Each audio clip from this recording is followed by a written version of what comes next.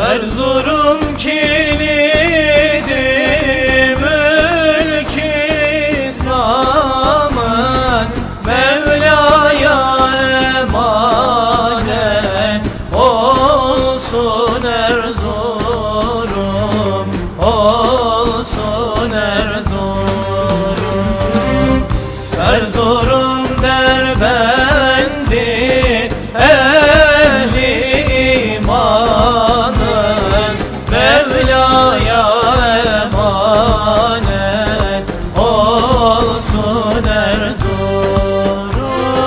Allah'a emanet olsun Erzurum.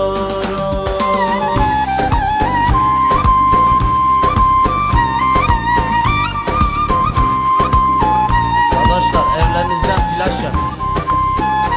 Hep konserlerde söylerdi.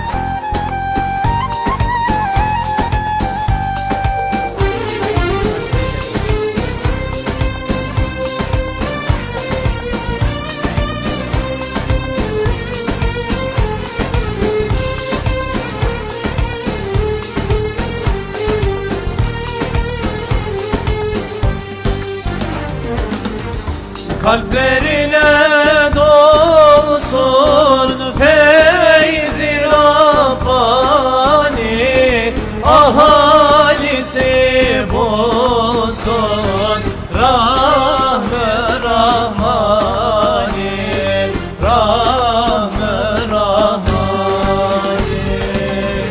Lütfi Erzurum'dan gördüm ikrami, Mevla'ya emanet olsun Erzurum. Allah'a emanet olsun Erzurum.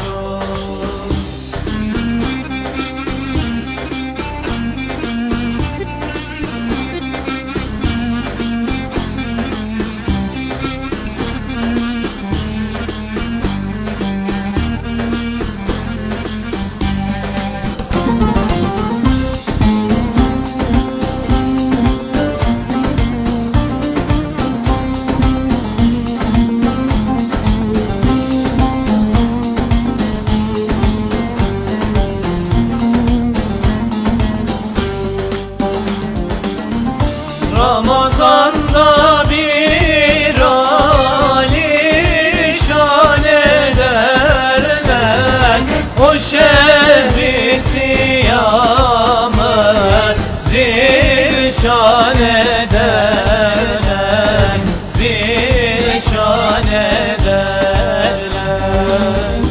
Fukara gönlümü gülşan ederler,